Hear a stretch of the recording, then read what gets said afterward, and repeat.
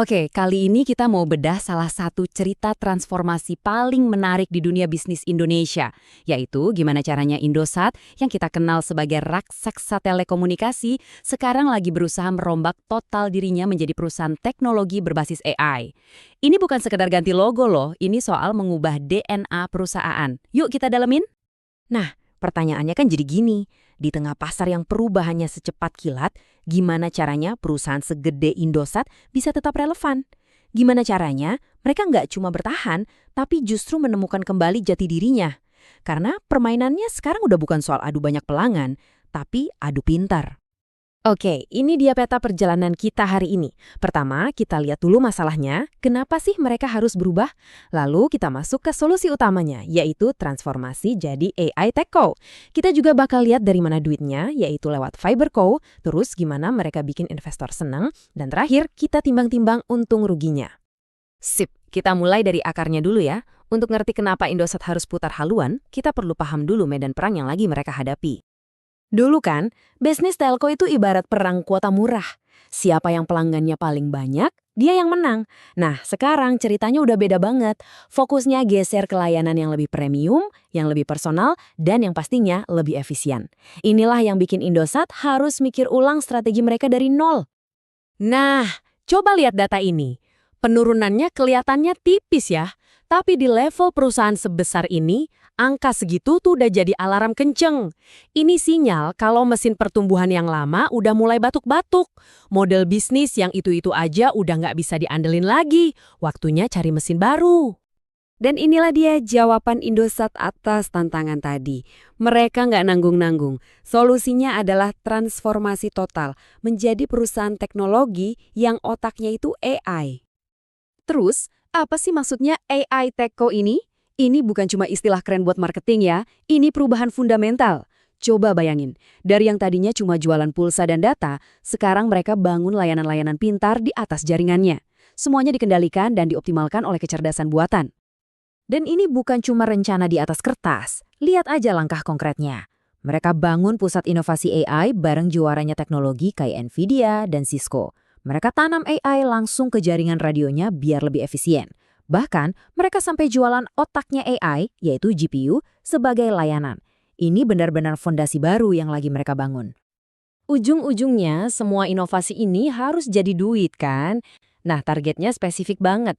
$35 juta pendapatan baru, cuma dari layanan AI. Dan itu pun cuma di 6 bulan terakhir tahun 2025.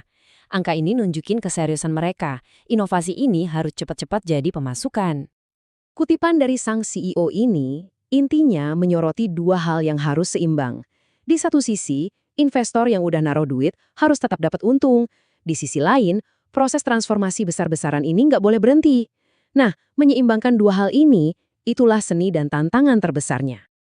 Transformasi gede-gedean gini kan butuh modal yang nggak sedikit. Terus, duitnya dari mana? Nah, disinilah kita lihat pilar kedua strategi mereka. Ini cara cerdas mereka mendanai semula ambisi teknologinya. Coba perhatikan angkanya, 14,6 triliun rupiah. Itu nilai yang selama ini tertidur di dalam ribuan kilometer kabel fiber optik mereka. Daripada aset ini cuma jadi catatan di laporan keuangan, Indosat memutuskan untuk membuka gemboknya dan mengubahnya jadi modal segar. Nah, ini rinciannya. Mereka bikin perusahaan baru bareng investor kakap. Kuncinya di sini, Indosat masih pegang 45% saham. Jadi mereka tetap punya suara, tapi mereka dapat duit tunai dan bisa berbagi beban investasi untuk jaringan fiber yang super panjang ini. Win-win solution. Jadi intinya bukan cuma soal dapat duit. Ini soal pergeseran model bisnis jadi lebih lincah atau asset light. Artinya, biarin aja partner yang pusing mikirin pembangunan infrastruktur fisik. Indosat bisa fokus mencurahkan semua dana dan energinya buat bikin layanan digital canggih di atasnya. Cerdas kan? Oke, jadi mereka lagi jor-joran investasi buat masa depan. Tapi gimana nasib investor yang udah naruh duit sekarang? Gimana Indosat bikin mereka tetap tersenyum? Jawabannya ada di kebijakan dividen mereka. Lihat deh trennya, naik terus. Ini adalah porsi keuntungan yang dibalikin ke investor. Dari 48% naik dan targetnya ambisius banget, 70% di 2026. Ini kayak pesan yang jelas ke pasar. Tenang, Walaupun kami lagi sibuk berinovasi, kalian tetap jadi prioritas utama. Dan ini bukan sekedar janji, ini bukti nyata. 2,7 triliun rupiah dividen dibagikan untuk kinerja tahun 2024. Ini membuktikan kalau mereka bisa menyeimbangkan dua hal. Investasi besar untuk besok, sambil tetap kasih keuntungan nyata buat investor hari ini. Oke, strateginya kedengeran keren banget ya di atas kertas. Tapi, pasar mikir apa? Dan apa aja batu sandungan yang mungkin mereka hadapi? Yuk kita lihat dari dua sisi. Ini rapor mereka dari para analis. Kebanyakan sih kasih jempol, merekomendasikan beli. Tapi lihat, ada juga yang kasih rapor merah, seperti Macquarie yang bilang jual. Artinya apa? Artinya pasar masih terbelah. Pertanyaannya bukan lagi soal apakah idenya bagus, tapi apakah Indosat bisa mengeksekusinya dengan sempurna. Tentu saja, jalannya nggak akan mulus kayak jalan tol. Ada risiko ekonomi, kayak nilai rupiah yang goyang. Ada tekanan ke daya beli masyarakat. Persaingan di industri ini kan udah kayak neraka. Dan yang paling krusial dari semuanya, risiko eksekusi. Beneran bisa nggak mereka mewujudkan visi AI yang super ambisius ini? Tapi mereka punya bantalan yang tebel banget. Rasio utang mereka terhadap laba itu rendah sekali, cuma 0,49 kali. Artinya keuangan mereka sehat banget. Kalaupun nanti ada badai ekonomi, kapal mereka cukup kuat buat bertahan. Jadi, kalau kita rangkum, inilah inti cerita Indosat saat ini. Sebuah kombinasi 3 kekuatan.